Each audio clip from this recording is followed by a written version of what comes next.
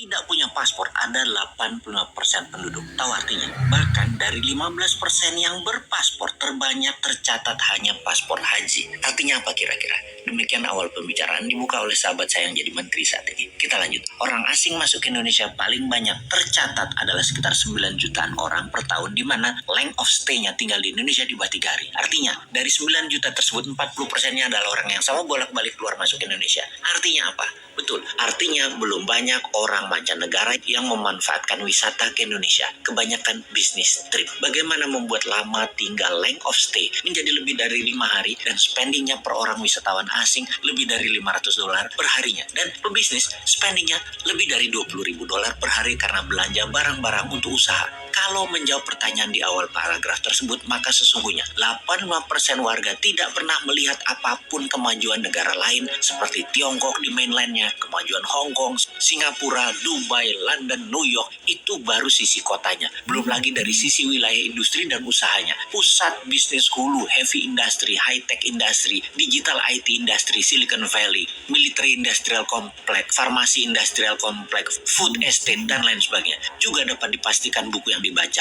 informasi yang diterima sebatas kulit dan covernya saja. Ditambah lagi pasti tidak pernah berjumpa kaum bilioner properti atau properti mogul, whaler, bilioner Wall Street, venture kapitalis, bilioner entertainment, bilioner sport, bilioner heavy industry, bilioner food industry, precious metal bilioner, dan ratusan bilioner dari berbagai bidang usaha. Karya-karya kekinian, biomedical, RNA, dan DNA engineering, teknologi radar dan satelit, HARPS, mesin perubah cuaca, nuklir, reaktor non-uranium, plus bursa-bursa pusat perdagangan bahan baku, mineral, kimia, persenjataan, makanan, dan ribuan industri hulu lainnya. Karena itu, kalau New Mind mendapat mandat, maka dalam 5 tahun pertama ini, tahun terpenting untuk bisa membuat 10 juta orang lebih untuk belajar ke seluruh dunia dibayar di negara. Di awalnya kirim 1 juta orang belajar ke Amerika, 1 juta orang belajar ke Tiongkok, dan 8 juta orang ke sisa dunia. Belajar social science yang terbanyak, teknologi, manufacturing, industri, dan semua hal untuk masa depan nanti terjadi.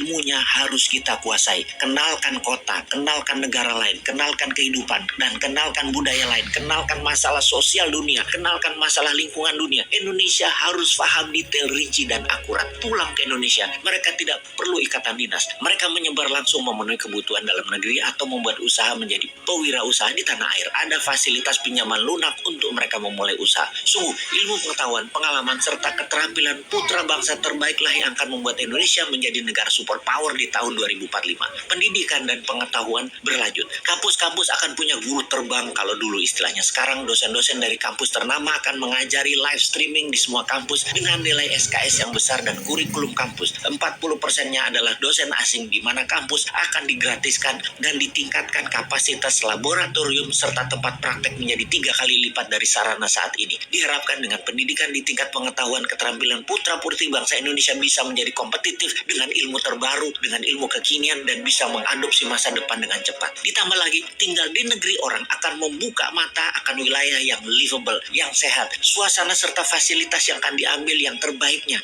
yang akan dicocokkan dengan budaya lokal Indonesia, membuat masa depan eco-living Indonesia adalah yang terbaik di dunia. Setelah membuka wawasan dan menambah ilmu, di mana mereka nanti berkarya sekembalinya ke tanah air. Indonesia akan memiliki 30 kek kawasan ekonomi khusus dengan luas rata-rata 3.000 hektar. Setiap kek akan memfokuskan pada beda-beda produksinya di setiap daerah di mana bisnis tersebut berada. Kita menargetkan setiap kek akan menampung 1 juta populasi, di mana saat ini kita sudah punya kek seperti Jababeka. Jababeka ada 1 juta orang hidup di sana, dan kawasan ekonomi khusus Jababeka, GDP per kapitanya saat ini adalah 8 kali GDP per kapita nasional, yaitu $32.000.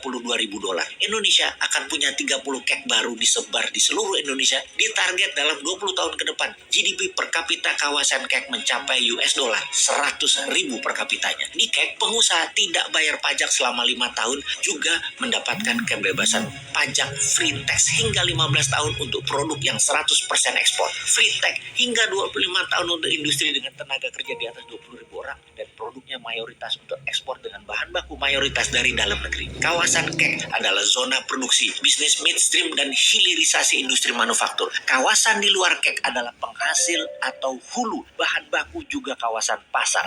Kita jelaskan agar lebih paham lagi dalam ilustrasi yang sederhana. Tiongkok adalah negara produsen. Indonesia adalah negara sumber daya alam, sumber bahan baku produksi. Indonesia dipaksa atau didesain jadi negara pasar finish produk Tiongkok. Bukti negara pasar, transaksi Indonesia dengan Tiongkok, Tiongkok surplus alias Tiongkok untung. Jadi sekali lagi kita rangkum, bahan baku SDA Indonesia dikeduk, dapat harga murah, finish produk dibalikin lagi ke Indonesia, dibeli dengan harga mahal banget. Negara tengah Tiongkok itu untung, dia pegang modal, teknologi, dan finish produk. Indonesia yang punya sumber bahan baku dikadalin, dibeli Tiongkok dengan harga murah, lalu balik lagi dari hasil akhirnya dengan harga tinggi.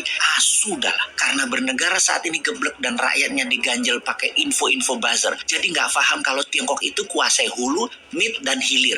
Kita yang ambiar. Jadi ke depan kita bagaimana? Ya seperti usulan di awal, buat kawasan ekonomi khusus, pakai printing money pembiayaannya. Kayak zaman Newman nanti adalah bagai Tiongkok yang kita geser ke dalam kawasan. Bahan bakunya dari dalam negeri, dikelola di dalam negeri, hasilnya untuk dalam negeri dan ekspor, itu baru jenius bernegaranya.